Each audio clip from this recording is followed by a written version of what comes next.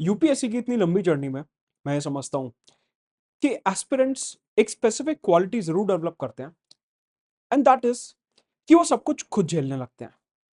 उनका syllabus time पे पूरा नहीं हो रहा, उनके टारगेट्स पूरे नहीं हो रहे हैं, उनको कोई परेशानी है, मॉक टेस्ट में मार्क्स नहीं आ रहे हैं, करंट अफेयर समझ में नहीं आ रहे हैं, कोई सब्जेक्ट ठीक से समझ नहीं आ रहा, वो खुद उस चीज को बर्दाश्त करते हैं। ना वो बहुत ज्यादा खुल के पेरेंट्स से बोल पाते हैं कि पेरेंट्स परेशान होंगे। आसपास के जो यार दोस्त थे वो जिंदगी के अलग अलग स्ट्रीम्स में आगे निकल रहे हैं, बैचेस टीचर्स कोचिंग से ज्वाइन करे, वहां पे 400 500 बच्चों के बैच हैं, तो इंडिविजुअल अटेंशन बहुत ज्यादा मिलेगी नहीं। ऐसे में सुनाए तो सुनाए किसकी।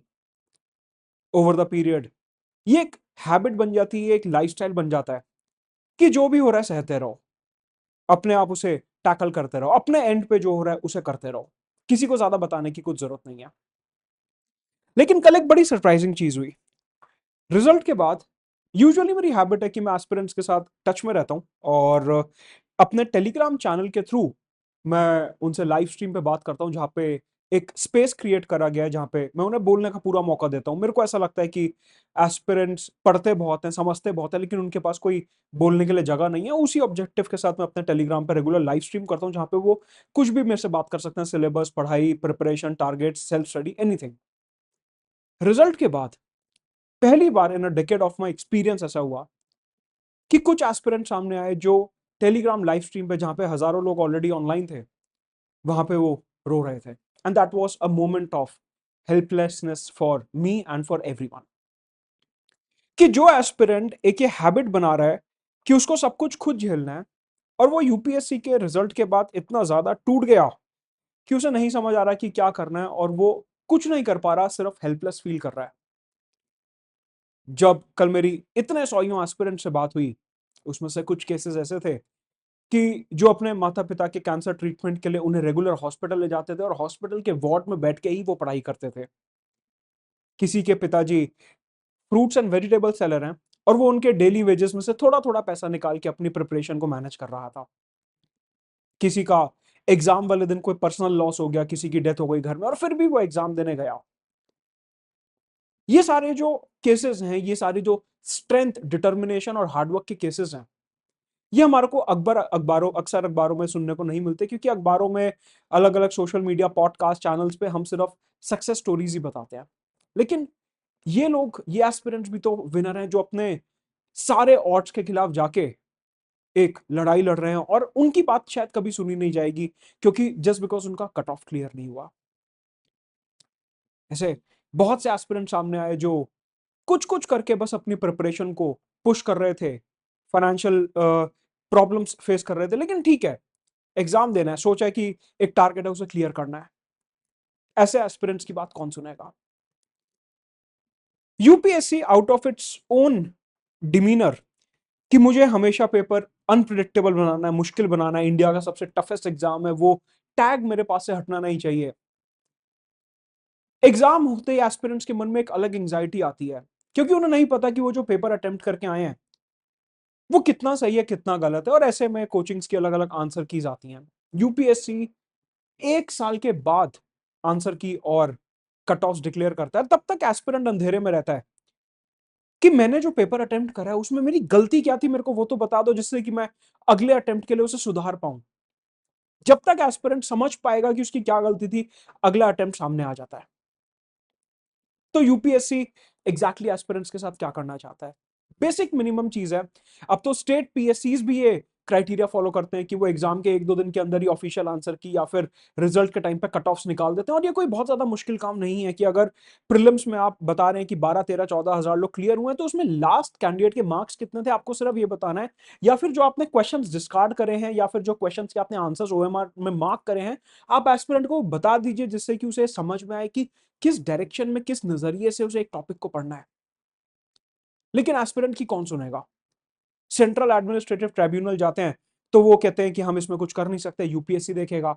हाई कोर्ट जाते हैं तो वो अगेन सारी बात यूपीएससी के ऊपर डाल देते हैं, और यूपीएससी की जनता बहुत छोटी सी है, तो वो एक सिग्निफिकेंट वोट बैंक भी नहीं है जो सरकार उनकी बात सुने। तो ऐसे में एस्पिरेंट जाए तो जाए कहां। यूपीएससी के इस ओपेक सिस्टम के चलते एस्पिरेंट को अपनी तैयारी करनी है, और वो कहता है कि मैं पीवाईक्यूज करूंगा, लेकिन आपको एक साल तक तो यही नहीं पता चलेगा कि जो 2024 में क्वेश्चंस आए हैं उनके सही आंसर्स क्या हैं। हर एक्सपर्ट अपने अपने सब्जेक्ट से क्वेश्चन सॉल्व करेगा, अलग अलग आंसर्स और तर्क और दलीलें देगा, लेकिन एस्पिरेंट को कैसे समझ आएगा कि पीवाईक्यू सॉल्व कैसे करने हैं?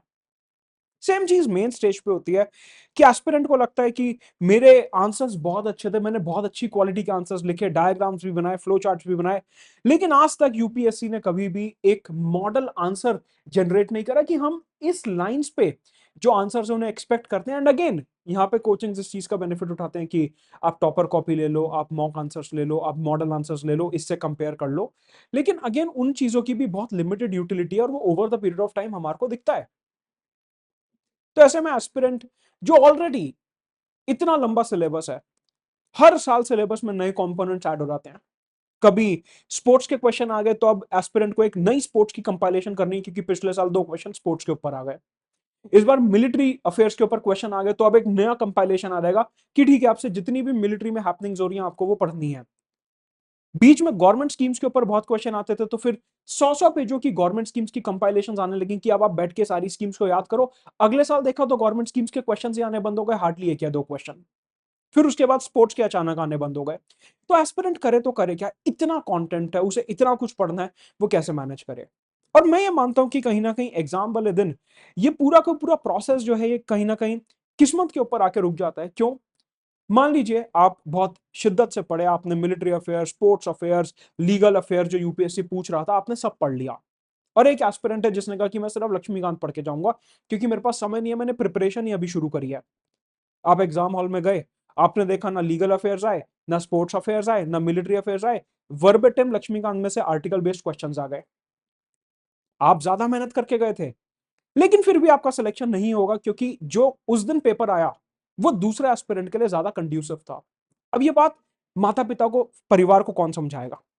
उनको तो ये लगता है कि हमने तो तुम्हारे लिए सब कुछ कर दिया जो तुमने मांगा, महंगी से महंगी कोचिंग दिल्ली भेज दिया, जो किताबें मांगी, जो लैपटॉप पैड आईपैड मांगा, तुम्हारे सारे खर्चे हमने पूरे करे, तो फिर एग्जाम क्यों नहीं क्लियर हो रहा? अब उन्हें कौन समझाएगा कि पेपर ऐसा आया कि जो आप पढ़ के गए थे उसमें से आया ही नहीं, क्योंकि कोई वेल डिफाइंड सिलेबस तो है नहीं, ये कोई एसएससी सीजीएल बैंक पीओ नहीं है कि लिमिटेड सिलेबस है, उसी में से 3 सब्जेक्ट्स में से अपना पेपर बनता रहेगा। अब माता पिता को कौन समझाए, और एस्पिरेंट माता पिता को क्या बोलेगा कि क्यों मेरा एग्जाम क्लियर नहीं हुआ? बाहर अखबार में छापा जा रहा है कि पेपर तो बहुत इजी था, सीधा सीधा लक्ष्मीकांत से जो बेयर एक्ट के आर्टिकल से वो पूछे गए, सीधा सीधा अपने स्पेक्ट्रम की हिस्ट्री के क्वेश्चंस पूछे गए। लेकिन जो एस्पिरेंट इतना कुछ पढ़ के गया था प्रीवियस ट्रेंड को देखते हुए, उसको तो समय नहीं मिला इतना ठीक से रिवाइज करने का, क्योंकि उसको इतना सब कुछ कवर करना था। तो एस्पिरेंट माता पिता को क्या बोलेगा? और सबसे ज्यादा डर एस्पिरेंट को अपने माता पिता का होता है कि मैं उन्हें क्या बोलूं, मैंने तो बड़ी मुश्किल से 1 साल मांगा था कि आप मेरे को 1 साल फाइनेंशियली सपोर्ट कर दो, मैं एग्जाम पक्का निकाल लूंगा। माता पिता ने भी सपना देख लिया कि ठीक है, इस बार ये बड़ा शोर लग रहा है, बड़ा कॉन्फिडेंट लग रहा है, तो एग्जाम तो ये निकाल ही लेगा बिल्कुल, और पेपर बिल्कुल ट्विस्ट हो गया। तो ऐसे में एस्पिरेंट माता पिता को क्या बोलेगा? तो क्वेश्चन ये उठता है कि जो इतनी लंबी प्रिपरेशन है, इतना लंबा प्रोसेस है, उसमें ये सारे फैक्टर्स जो हैं कि एस्पिरेंट सही में मेहनत कर रहा है, वो पढ़ रहा है, जितना उसको समझ आ रहा है वो पढ़ रहा है, और हर किसी की समझ अलग होती है। आप सिर्फ उसे कट ऑफ के बेसिस पे कि ठीक है पीडीएफ में नाम है या नहीं है वो बताओ, वो इंपॉर्टेंट है। ठीक है, ऑफ कोर्स पीडीएफ में नाम आना इंपॉर्टेंट है, लेकिन आप उसकी मेहनत को डिस्कार्ड नहीं कर सकते कि नहीं तुम्हारा सिलेक्शन नहीं हुआ तो तुम तो नाकारा हो, तुम्हारे बस की कुछ नहीं है। आप वो नहीं कर सकते। सेम चीज एक अलग कमर्शियल इंडस्ट्री में चल रही है कि एस्पिरेंट एग्जाम हॉल से बाहर पैर रखता है तो हमारे को आंसर कीज बताने की इतनी जल्दी होती है कि हम कुछ भी गलत वलत बताते हैं और एस्पिरेंट उसी से अपने मार्क्स लगा रहा होता है। बाद में हम क्या करते हैं, चुपचाप वीडियोस को ट्रिम कर देते हैं बीच में से गलत आंसर्स की। एस्पिरेंट को तो क्या ही पता चल रहा है 3 घंटे 4 घंटे की आंसर की थी, 2-3 क्वेश्चन बीच में से हम ट्रिम कर भी देंगे तो एस्पिरेंट को क्या ही पता चलेगा, वो दोबारा तो देखना नहीं वाला। रिजल्ट आया है, रिजल्ट आए हुए अभी 15 मिनट भी नहीं हुए और पूरा यूट्यूब भर गया। आगे क्या करें, प्लान बी कैसे बनाएं, 2025 की स्ट्रैटेजी क्या होनी चाहिए, लगभग कट ऑफ क्या रहा होगा, एंजाइटी मैनेज कैसे करें, किस तरीके से 2025 की तैयारी करें, क्या आपको रिपीट करना चाहिए? अरे उसका रिजल्ट आया है, उसकी 3-4-5 साल की मेहनत खराब हो गई है, उसे सांस तो ले लेने दो। कोर्स बिक जाएंगे, पूरे साल कोर्स ही बेचने हैं, लेकिन कम से कम उसे समझ तो लो कि वो किस पीड़ा से गुजर रहा है। एस्पिरेंट की कौन सुनेगा ना, परिवार वालों से कुछ बोल सकता, यार दोस्त जो थे कॉलेज स्कूल टाइम के वो अलग फील्ड्स में आगे निकल चुके हैं, तो एस्पिरेंट वैसे ही उनसे पिछड़ा हुआ महसूस कर रहा है कि वो तो कमा भी रहे हैं, अब्रॉड भी जा रहे हैं, आईफोन भी खरीद रहे हैं, मैं तो कुछ नहीं कर रहा, मैं तो यहाँ पे लक्ष्मीकांत स्पेक्ट्रम के साथ बैठा हुआ। बोलते हैं कि हम वन टू वन मेंटरशिप देंगे, पर्सनल गाइडेंस देंगे, पर्सनल मेंटरशिप देंगे, लेकिन आप एस्पिरेंट का माइंडसेट ही नहीं समझ पा रहे हो कि आज उसे स्ट्रैटेजी नहीं, आज उसे ये समझना है कि वो कल कैसे मैनेज करेगा चीजें। उसे आज किताब नहीं जाननी, उसे आज ये समझना है कि उसकी गलती कहां पे हुई है। कौन सुनेगा एस्पिरेंट की? तो कल इस टेलीग्राम लाइव स्ट्रीम के बाद मैंने काफी सोचा और मेरे को काफी खराब लगा। अगेन, जितना बन पाता है उतना आप लोगों से बात करने की कोशिश की जाती है। स्टिल, आपको मेरे से कोई भी बात करनी है तो रेगुलर मैं लाइव स्ट्रीम्स होल्ड करता हूँ अपने टेलीग्राम पे, जहां पे आप मुझसे वन टू वन बात कर सकते हो, और मैं सभी एस्पिरेंट्स के साथ बात करता हूँ जो भी इनकी क्वेरीज और प्रॉब्लम्स होती हैं। तो आप टेलीग्राम ज्वाइन कर लीजिए, टच में रहेंगे, एंड बताइए क्या प्रॉब्लम है, उसको सॉल्व किया जाएगा।